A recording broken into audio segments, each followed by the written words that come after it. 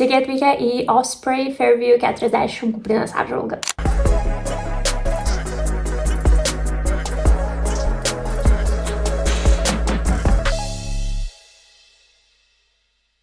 Kadangi iki mano kelionės lieka mažiau nei mėnuo, šiandien noriu Jums pristatyti savo naujai nusipirktą visų labai išgirtą kuprinę, kuri yra Osprey Fairview 40. Būtent šis modelis išgarsėjo vien dėl to, kad Fairview linija buvo sukurta specialiai moterims. Ką tai reiškia, kad ši kuprinė yra pagaminta pagal moters anatomiją. Ji turi trumpesnius ir minkštesnius diržus, taip pat trumpesnę nugarinę dalį. Ši kuprinė taip pat atitinka visus rankinio bagažo matmenis, kas yra man labai aktualu. Taip pat ji yra gan lengva ir ką visi pabrėžia, kad ši kuprinė yra labai ilgaamžiška. Šios kuprinės tikrai nėra vienos iš pigiųjų, aš asmeniškai savo nusipirkau su nuolaida už 150 €, bet sakoma, kad jos turėtų išlaikyti 5, o gal net ir 10 metų. Na, su mano kelionėm pažiūrėsim, kaip šitai kupriniai seksis. Taigi šiandien labai trumpai noriu aptarti šios kuprinės pliusus ir minusus ir gal tai Jums padės apsispręsti su tuo, ar pirkti šią kuprinę, ar geriau pasirinkti kažką kito.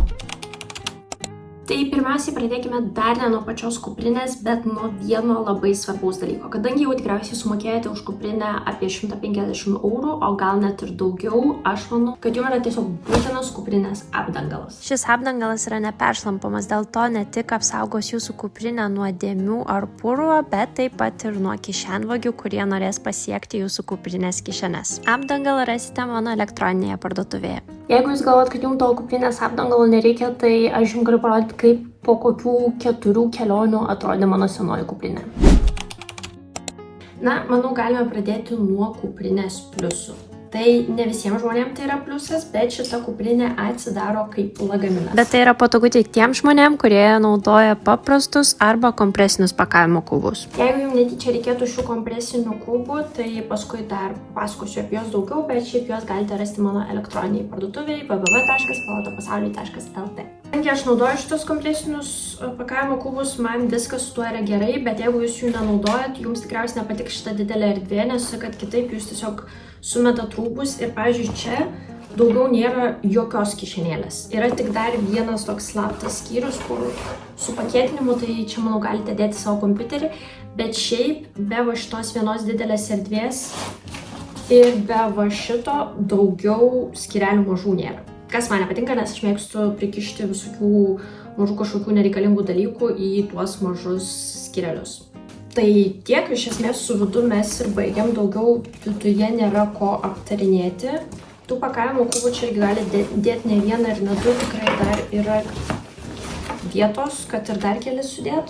Čia noriu labai greitai parodyti, kaipgi veikia tie kompresiniai kubai. Tai iš esmės jie turi po 2 užtrauktukus iš vienos ir iš kitos pusės. Vienas iš jų leidžia tuos kompresinius kubus labiau išplėsti, o kitas tiesiog uždaro juos ir atidaro. Tai būtent dėl labai patvarios medžiagos ir tų 2 užtrauktukų galima va taip sudėti pakankamai daug storų megztinių ar kitų dalykų ir su vienu užtrauktuku viską uždaryti, o su kitu labai efektyviai viską suspausti. Taigi tie sukompresinti daiktai Jūsų lagaminė arba kuprinėje užims 2 mažiau vietos, negu jie būtų įdėti tiesiog taip paprastai. Pirkdami juos gausite net 4 skirtingo dydžio vienetus, tai tikrai galėsite atsirinkti, kur dėti kokius didesnius megztinius, o kur smulkesnės kojines ir kitus dalykus. Tai kompresinius pakavimo kubus, kaip ir aptariam, tikrai rekomenduoju, pati naudoju, ypač man jų prireiks šitoj kelionėj Peru, nes turėsiu labai daug šiltų rūbų, bet toliau keliaujam prie šitos kuprinės išorės.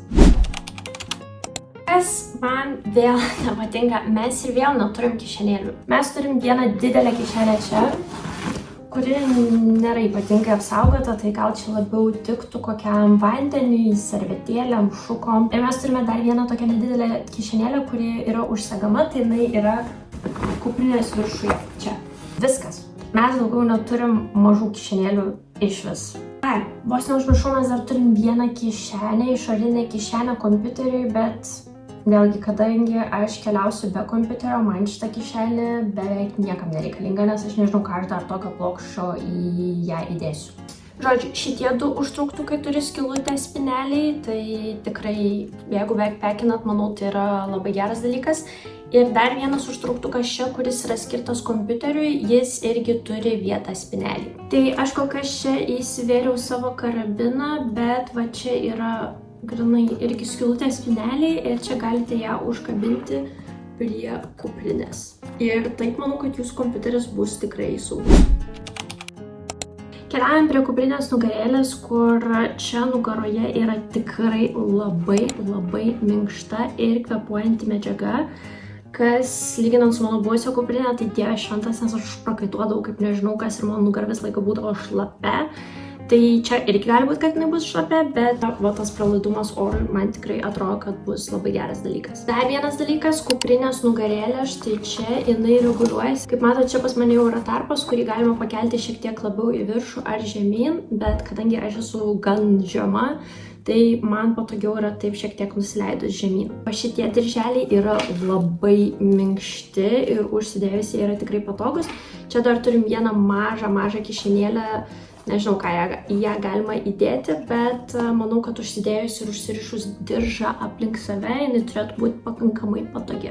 Čia, kaip jau pasakau jūs video pradžioje, yra savisaugai skirtas švilpukas. Nežinau, kiek jis man padėtų, ar padėtų kažkam kitam, bet aš manau, kad tai visai toks įdomus akcentas, kuris gal ir neišgelbės jūs kažkaip pavojingoje situacijoje, bet fainai, kad jis tiesiog yra, tai gal atkreipti dėmesį. Ir jis yra prie va šito viršutinio dirželio. Šiaip pati kuprinė visiškai be daiktų sveria apie 1,5 kg, tai vis tiek tie, kurie keliausi su ją ir naudosite ją rankiniam bagažui, dar tikrai galite ją prigrūsti. Tik vienas dalykas, kad šita kuprinė nėra tokia labai besitampanti, kas yra ir gerai, ir blogai.